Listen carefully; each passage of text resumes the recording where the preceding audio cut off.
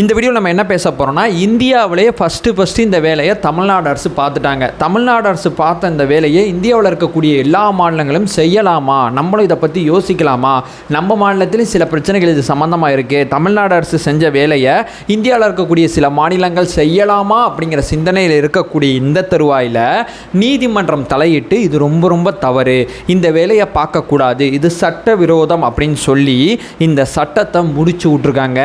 இந்தியாவில் தமிழ்நாடு அரசு செஞ்ச வேலை என்ன, ஏன் இந்த சட்டமானது நீதிமன்றத்தால் ரத்து செய்யப்பட்டிருக்கு, இந்த விஷயத்தை தான் இந்த வீடியோவில் நம்ம பேச போகிறோம். பத்திரப்பதிவுத்துறையில் நடந்த மிகப்பெரிய சீர்திருத்த நடவடிக்கைக்கு ஒரு முற்றுப்புள்ளி வைக்கப்பட்டிருக்கு. அந்த முற்றுப்புள்ளியை இந்த வீடியோவில் தெளிவாக பார்க்கலாம். உற்சாக வணக்கங்கள், வாங்க பதிவுக்குள்ளே போகலாம்.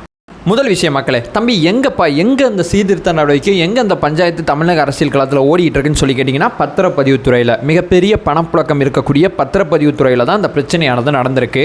2022 ஆகஸ்ட் மாதத்தில் என்ன பண்ணுறாங்கன்னா தமிழ்நாடு அரசு, இப்போது திமுக அரசு தான் அந்த விஷயத்தை செஞ்சாங்க.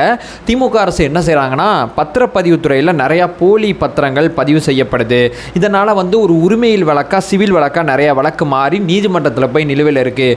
என்னோட சொத்தா உன்னோட சொத்தா, என்னோட சொத்து இல்லை இது அவனோட சொத்து அப்படிங்கிற பிரச்சனையானது நீதிமன்றத்தில் ஏகப்பட்ட வழக்குகள் நிலுவையில் இருக்குது. ஸோ நீதிமன்றம் போகாமல் அரசு நிர்வாகத்திலே இந்த முறைகேட்டை தடுக்கிறதுக்கு மாவட்ட அந்த பதிவு பண்ணுவார்ல ஒரு அதிகாரி, அந்த அதிகாரிக்கு கூடுதலாக சில அதிகாரங்களை கொடுத்து பத்திரப்பதிவுத்துறையில் சில சீர்திருத்தங்களை செஞ்சாங்க. இது நம்மளோட பாயிண்ட் நம்பர் 1. பாயிண்ட் நம்பர் 2, என்ன அதிகாரங்களை கொடுத்தாங்க அப்படிங்கிற கேள்வி கேட்டிங்கன்னா, அதிகாரமானது 17A 17Bன்னு சொல்லி சேர்த்துட்டாங்க. மாவட்ட பத்திரப்பதிவுத்துறை அலுவலருக்கு இந்த அதிகாரம் வழங்கப்பட்டிருக்கு.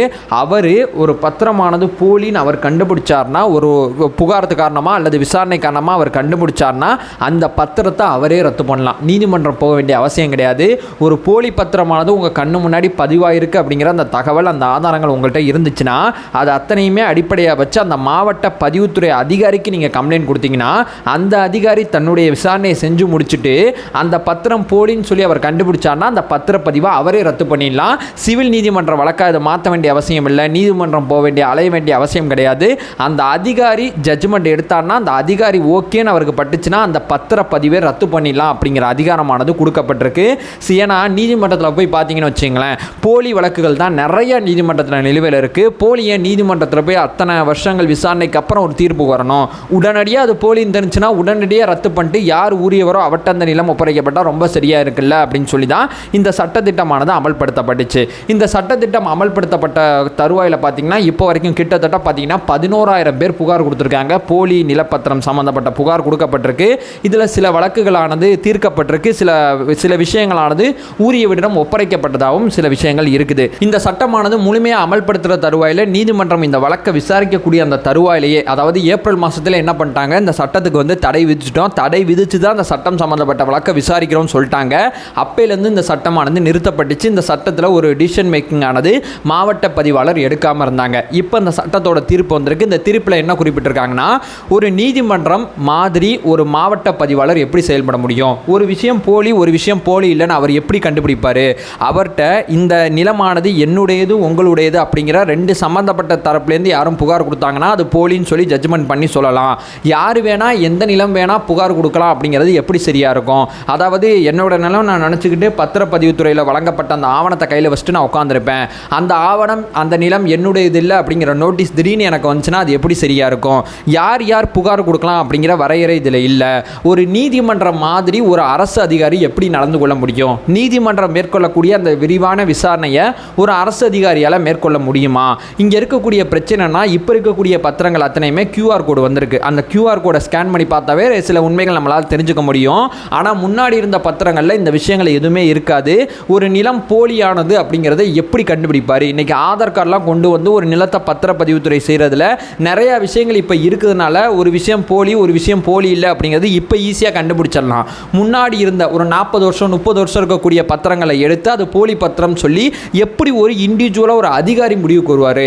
அந்த அதிகாரிக்கு ஒரு 10,000 ரூபா பணத்தை கொடுத்து எப்பா போலின்னு சொல்லுப்பானா, ஒரு போலின்னு சொல்லிட்டார்னா ஒரு முறைகேடு நடக்க வாய்ப்பு இருக்குல்ல. இப்படி ஒரு சட்டத்தை எப்படி தமிழ்நாடு அரசு கொண்டு வர முடியும்? இது முழுக்க முழுக்க சட்ட விரோதம் அப்படிங்கிற ஒரு விஷயத்தை சொல்லி இந்த சட்டத்தை ரத்து பண்ணிட்டாங்க. ஸோ அந்த சட்டமானது அமல்படுத்துகிற தருவாயில் 10 விதமான விஷயங்களுக்கு இனிமேல் நீதிமன்றம் போவேனா அரசு நிர்வாகமே பார்த்துக்கும்னு சொல்லியிருந்தாங்க. அறநிலைத்துறை சொத்து, வகுப்பு வாரிய சொத்து, ஒரு போலின்னு சொல்லி பதிவு செய்கிற சொத்து, தானா திடீர்னு ரத்தாகிற சொத்து, பூமி தானம், அதாவது என்னுடைய நிலத்தை இவருக்கு தானம் பண்ணுறேன் அப்படின்னு வழங்கக்கூடிய சொத்து, இந்த மாதிரி சில விஷயங்களுக்கு நீதிமன்றம் போவேனா அப்படிங்கிற விஷயத்தை இந்த சட்டம் அமல்படுத்துகிற தருவாயில் தமிழ்நாடு அரசு ரொம்ப பெருமையாக சொல்லியிருந்தாங்க. பட் இந்த சட்டத்தில் பார்த்தீங்கன்னா ஒரு பேரலல் நீதிமன்றமாக ஒரு அரசு அதிகாரியை செயல்பட வைக்கக்கூடிய முயற்சி தான் இதுன்னு சொல்லி இது ஒரு சட்ட விரோதம் அப்படிங்கிற விஷயத்தை சொல்லியிருந்தாங்க. இதில் 2-3 விஷயத்தை நீதிமன்றம் பார்த்துருக்காங்க. இந்த நிலம் போலியானது அப்படின்னு சொல்லி யார் வேணால் புகார் கொடுக்கலாம்னா ஒரு நிலத்துக்கு 100 புகார் வந்தால் என்ன பண்ணுவீங்க அப்படிங்கிற கேள்வி கேட்குறாங்க. ரெண்டாவது, எந்தெந்த காலகட்டத்தில் இருக்கக்கூடிய விஷயங்களை அந்த மாவட்ட பதிவாளர் விசாரிக்க முடியும்? ஒரு 50 வருஷம் முன்னாடி ஒரு நிலமானது போலின்னு சொல்லி ஒரு புகார் கொடுக்கப்பட்டால் அந்த புகாரை எப்படி அவர் விசாரிப்பார், எங்கே விசாரணை ஆரம்பிப்பார், எங்கே விசாரணை முடிப்பார் அப்படிங்கிற கேள்வி இருக்குது. ஒரு விசாரணையை எத்தனை காலகட்டத்துக்குள்ளே அவர் முடிப்பார் அப்படிங்கிற ஒரு கால வரம்பு இதில் நிர்ணயிக்கப்பட்டிருக்கா அப்படிங்கிற கேள்வி இருக்குது. ஒரு அரசு நிர்வாகத்தோடு ஒரு அரசு அதிகாரி இண்டிவிஜுவலாக எப்படி ஒரு நிலமானது போலி, ஒரு நிலமானது போலி இல்லை அப்படிங்கிற முடிவுக்கு அவரால் எப்படி வர முடியும் அப்படிங்கிற கேள்வி கேட்குறாங்க. என்ன ஆதாரங்களை அவர் மேற்கோள் காட்டி இந்த விஷயத்தை முடிப்பார் அப்படிங்கிற கேள்வி கேட்குறாங்க. இந்த விஷயத்தை கண்டுபிடிக்க தான் நாங்கள் நீதிமன்றம் அப்படிங்கிற ஒன்று சிவில் நீதிமன்றமாக சைடில் இருக்கோம். பல்வேறு விசாரணைகள் அடிப்படையில் நாங்கள் இந்த ஜட்ஜ்மெண்ட்டுக்கு வர்றோம். அதுக்கு தான் இவ்வளோ காலமாகுது அப்படிங்கிறதுக்காண்டி ஒரு போலியாக ஒரு நிலம் பதிவு செய்யக்கூடிய ஒரு பாதிக்கப்பட்ட ஒருத்தரோட நிலமானது வேற ஒருத்தருக்கு போயிடக்கூடாது அப்படிங்கிறதுக்காண்டி தான் இவ்வளவு நீண்ட விசாரணையை நாங்கள் மேற்கோள் காட்டுறோம். இவ்வளவு பெரிய விசாரணையை நாங்கள் அதனால தான் மேற்கொள்கிறோம். ஒரு அரசு அதிகாரி வேகமாக நடக்கணும்னு சொல்லி அவருக்கு இந்த அதிகாரத்தை தூக்கி கொடுத்தா அது எப்படி சரியாக இருக்கும் அப்படிங்கிற கேள்வியை நீதிமன்றம் கேட்டுட்டு இதை ரத்து பண்ணிட்டாங்க. ஸோ தமிழ்நாடு அரசு கொண்டு வந்த அந்த சட்டத்தை இந்தியா முழுக்க நடைமுறைப்படுத்தக்கூடிய முயற்சியில் சில மாநிலங்கள் செயல்படக்கூடிய இந்த தருவாயில் தமிழ்நாடு அரசு கொண்டு வந்ததே சட்டவிரோதம் சொல்லி இந்த சட்டத்தை ரத்து பண்ணிட்டாங்க. இதை பற்றி உங்களோட கருத்துக்கள் இந்த வீடியோ கீழே கமெண்ட் பண்ணுங்கள். நம்ம சேனலை ஃபர்தராக ஃபாலோ பண்ணிங்கன்னா பொலிட்டிக்கல் ரீதியாக பல்வேறு விஷயங்களை பற்றி நம்ம பேசிகிட்டு இருக்கோம். நம்மளோட ஒரே இலக்கு அறியாமை அகற்ற வேண்டும், அறியாமை அகற்றப்பட வேண்டும். Thank you so much.